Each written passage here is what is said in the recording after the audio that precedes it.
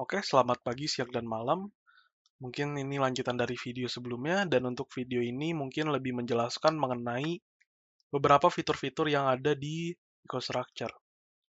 Jadi di sini mungkin sebelumnya ada timer yang waktu itu udah coba di sneak peek di video pertama, ada timer, lalu juga bakal belajar tentang latching, analog data, atau di sini namanya words, lalu ada conditional statement, bisa menggunakan ini, comparison block atau operation block.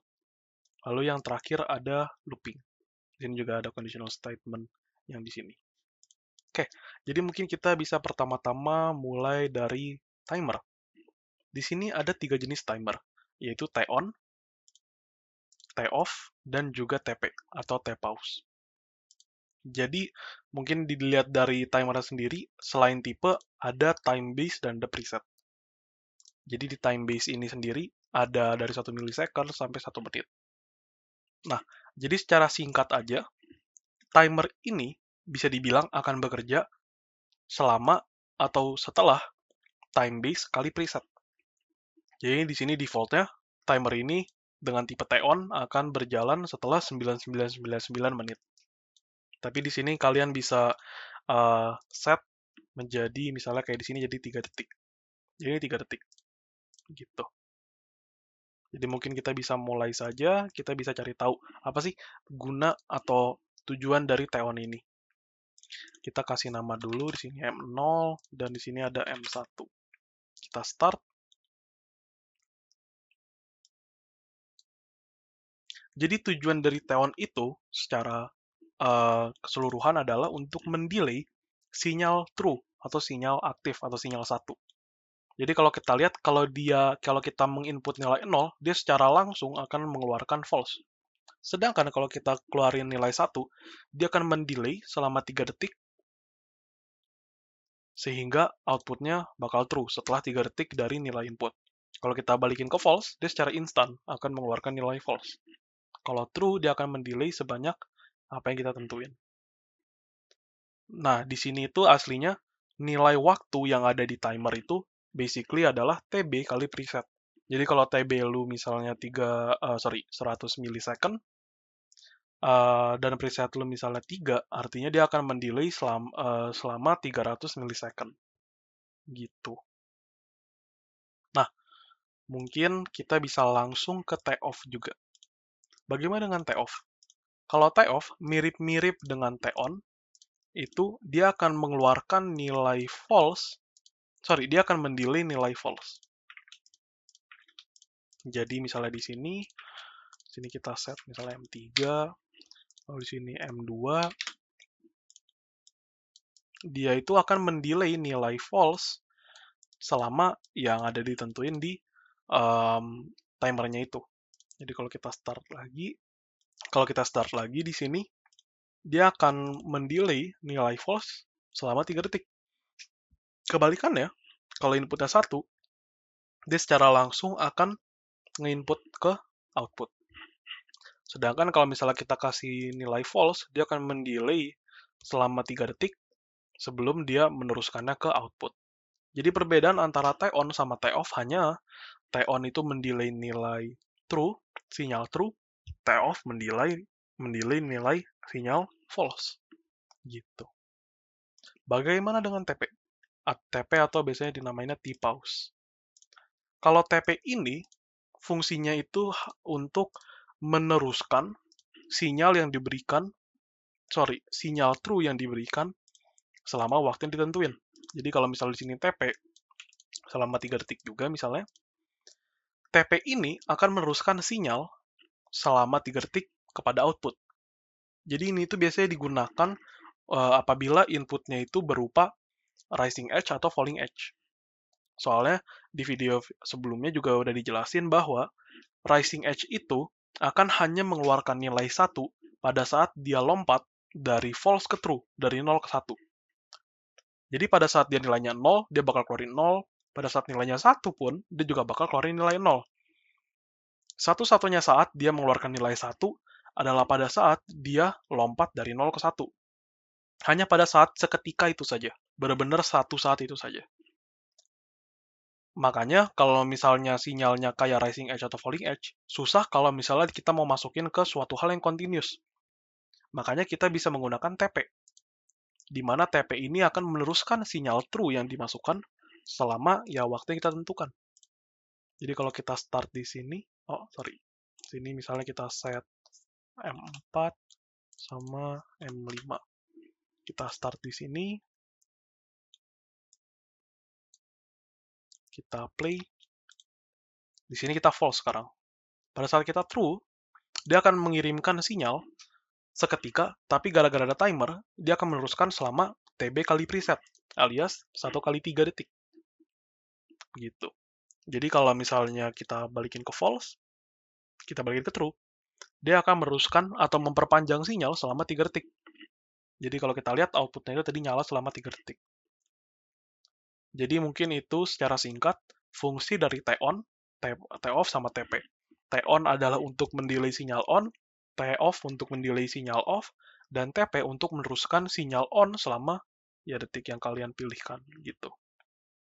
Jadi mungkin itu penjelasan secara singkat mengenai timer. Jadi ini timers. Oke, mungkin untuk selanjutnya kita bisa menjelaskan mengenai latching. Jadi untuk latching sendiri sama dengan namanya alias latch itu adalah cara untuk menyalakan atau mengset sebuah nilai dengan inputnya itu tidak perlu nyala atau aktif secara terus-menerus. Jadi contohnya di sini mungkin saya analogikan menggunakan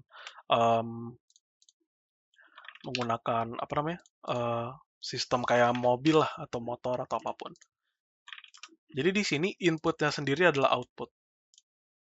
Di sini kita mungkin biar lebih jelas, kita di sini coba kita kasih rename namanya jadi starting. Starting. Di sini ada motornya, lalu di sini ada stop. Jadi kalau kita langsung start, di sini mungkin ada ini mungkin rangkaian yang paling umum untuk latching. Jadi kalau kita lihat di sini, pada saat startingnya false, motor mati kan. Tapi seketika kita klik 1, motornya akan nyala. Sehingga pada saat startingnya sudah mati lagi, motornya tetap nyala. Kenapa? Karena kalau kita lihat di logikanya, motornya akan menjadi input dari outputnya itu sendiri. Jadi selama motornya itu nyala, dan gara-gara ini adalah kotak OR ya, di sini kan OR ya, ini OR. Karena motornya selalu nyala, ya maka motornya nyala dan nyala terus-menerus. Dan satu-satunya cara untuk mematikan motor itu sendiri adalah dengan pada saat stopnya nyala.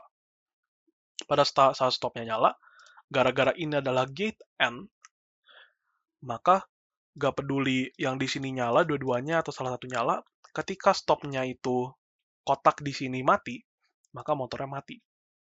Gimana cara nyalainnya lagi? Stopnya harus mati, startingnya harus nyala. Jadi kita bisa nyalain di sini, kita matiin lagi, motornya akan nyala lagi. Jadi basically latching itu untuk menyalakan suatu hal, jadi outputnya akan nyala terus ketika inputnya di sini di case ini adalah starting, ada saat dimana dia bakal mati, gitu. Jadi mungkin contohnya itu di sini anggap aja sensor, dan di sini itu dia bakal ngebuka terus ketika sensornya ada. Jadi ketika barangnya sudah lewat dari sensor, ini tetap nyala. Kayak gitu. Jadi itu contoh dari latching. Oke, mungkin kita bisa lanjut ke selanjutnya, yaitu analog data. Oke, di tools ini mungkin sebelumnya di video-video sebelumnya menjelaskan kita menggunakan memorinya bits terus. Bagaimana dengan Word? Kalau kita lihat di sini, yang pertama kita akan notice adalah addressnya bukan %m lagi, tetapi %mw. Bagaimana cara mendefine nilai yang Word gitu? Bedanya adalah kalau bits kan kalau kita lihat dari tadi, kalau kita start gitulah, kita bisa langsung set 01. Sedangkan kalau Word kita nggak bisa set. Gimana cara ngesetnya? Yang pertama, kalau misalnya pada saat running, kita bisa define dengan cara ini. kita menggunakan operation block, kita bisa set %MW0 titik sama dengan 1000 misalnya. Jadi di sini adalah logika sederhana untuk mengset sebuah nilai word di sini in case ini MW0 ke 1000. Di sini memang kita pakai titik 2 sama dengan, nggak cuma sama dengan, soalnya kalau sama dengan itu nggak kebaca. Itu emang cara program di EcoStructure-nya aja. Jadi di sini harus ada titik 2. Jadi kalau misalnya kita run misalnya di sini, pada saat kita run, dia bakal langsung MW0 akan langsung sama dengan 1000. Sini, langsung 1000 MW0. Gitu. Itu untuk analog data. Untuk ngedefine sebuah nilai. Tapi nanti aslinya nanti bakal ditunjukin gimana cara kita bisa ngedit sebuah word menggunakan pas lagi runtime. Tapi mungkin sebelum itu kita bisa lanjut menggunakan conditional statement. Di sini ada dua jenis conditional statement. Yang pertama menggunakan ini, atau kalau mau yang lebih simple, hanya menggunakan comparison block. Coba kita pakai comparison block. Terus kita set di sini ada sebuah memori yang kita mau set. Kita anggap aja M100. Comparison block-nya kita coba set kalau misalnya persen MW0 lebih kecil atau sama dengan 500, maka M100 bakal nyala. Selain itu, maka dia bakal mati gitu. Ini kita juga bisa pakai kayak gini, atau mungkin lebih kecil sama dengan, atau sama dengan juga bisa. Gitu. Sama dengan juga bisa. Nah, kita coba lebih kecil.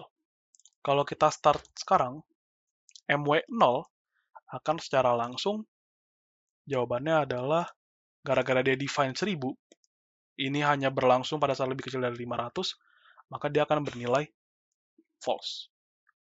Gitu. Nah, mungkin ini adalah saat yang cocok untuk menggunakan animation tables. Animation tables adalah cara untuk mengubah nilai word pada saat runtime. Jadi kita bisa masukin nilai MW0 di sini. Jadi di rang 0 kita bisa delete saja. Delete rang. Soalnya kita nggak perlu define lagi, kita bisa define pada saat runtime. Jadi contohnya kita start di sini.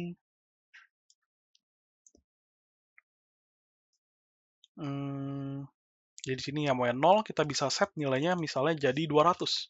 Oh, belum di start, sorry. Kita start, kita set nilai jadi 200, dan dia akan bernilai true. Kita bisa set juga di sini nilai jadi 1000, kayak tadi, dan M100 akan bernilai false. Kalau misalnya berapa? 499, dia bakal bernilai true, soalnya tetap lebih kecil dari 500. Gitu. Animation table ini juga bisa ngemasukin tadi, M100 juga bisa.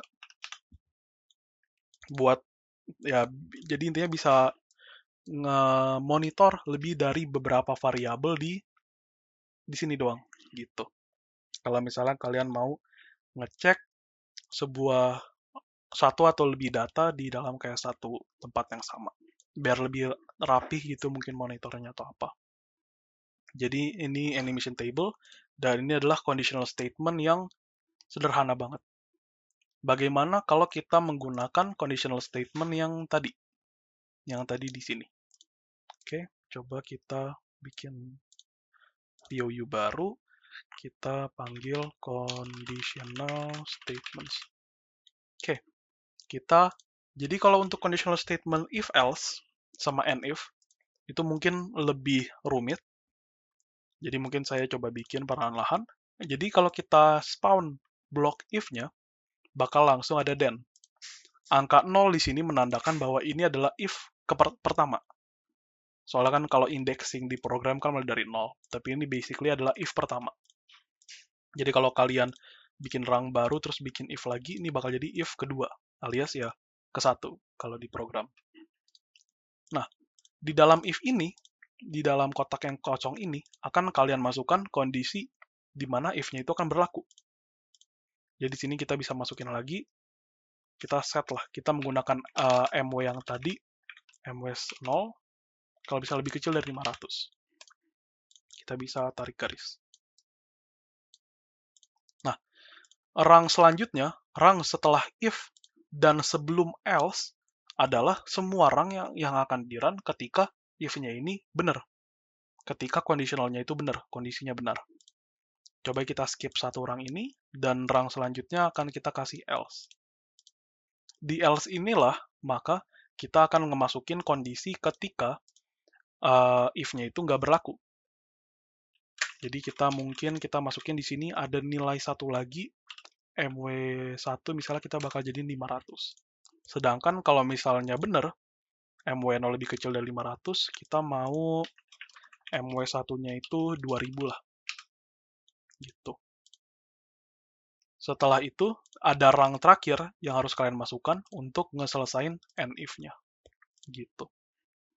Jadi, rang pertama di sini adalah untuk ngeset kondisinya di mana if itu berlaku. Rang di bawah if itu adalah kondisi di mana pada saat kondisinya itu benar.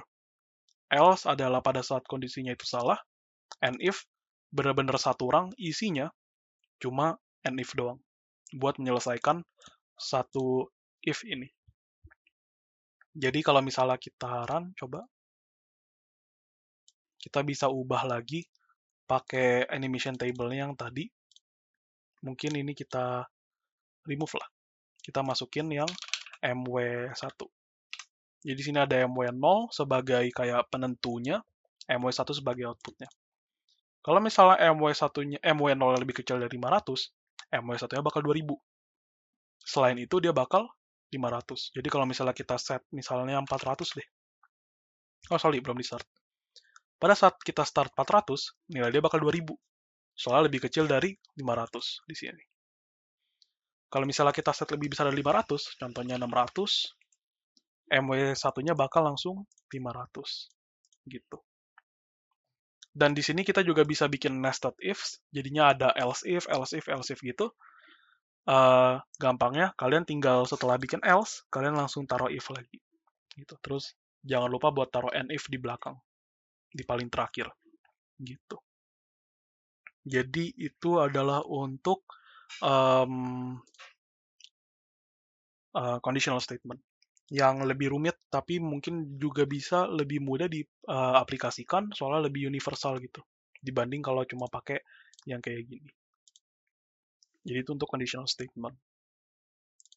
Oke, sekarang mungkin kita bisa lanjut ke yang terakhir, yaitu looping. Jadi mungkin ini kita coba masukin yang terakhir, looping. Di sini kita menggunakan yang looping ini. Ada for sama ada end for. Kita coba masukin yang for dulu. Jadi di sini ada satu rang khusus untuk ngemasukin nilai for, lalu kita bikin rang baru khusus untuk ngemasukin end for di sini. Nah, di sini kalau kita lihat ada kayak for assistant-nya gitu, ada window kecil kebuka. Di sini adalah variabel yang mau kita set. Di sini adalah MW100 misalnya. Ini juga ada MW100. Dan selama MW100 itu lebih kecil dari 10, dia akan ditambah 1 terus. Gitu. Jadi basically kayak for loop biasa. Terus selama for loop-nya berjalan, mungkin kita mau bikin kayak MW101 akan menambah dirinya sendiri dengan 1. Jadi kayak increment MW101 sama 1. Mungkin kita juga set di sini biar kita bisa reset persen MW-nya buat lebih jadi 0 lagi. Coba. Sini saya set. Oke. Jadi di sini tuh MW100 akan menambah dirinya sendiri sampai dirinya nggak lebih kecil dari 10. Tetapi selama itu berjalan, MW101 bakal nambah 1 setiap kali for loop-nya berjalan. Jadi kalau kita start di sini, kita start. Oh, mungkin sebelumnya kita tampilin animation table lagi. Sini ada MW100 dan ada MW101. Oke, coba kita start. Jadi di sini kalau kita lihat langsung nilainya 10-10. Soalnya yang tadi saya bilang, looping itu akan selalu berjalan secara instan gitu lah. Jadi mungkin susah kalau dilihat kalau cuma dari EcoStructure, dan mungkin lebih gampang dilihat dari kalau mungkin diimplementasikan di Factory.io. Jadi kalau misalnya kita set misalnya MW100-nya kembali ke 0, kayak gini, secara instan MW101 bakal nambah 20, jadi 20. Soalnya for loop-nya itu berjalan secara instan, for looping dari 0 ke 10 lagi, hasilnya MW101 nambah lagi dari 10 ke 20 gitu. Kita coba lagi, langsung ke 30 gitu. Jadi mungkin khusus untuk for loop sendiri susah untuk dilihat dari EcoStructure sendiri. Jadi mungkin bisa diimplementasikan nanti di Factory.io-nya gitu. Oke. Jadi mungkin itu saja untuk video ini. Jadi ada timer, ada latching, ada analog data, conditional statement, dan juga ada looping.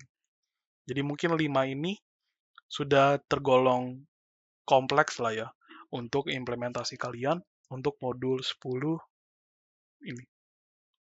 Oke, terima kasih.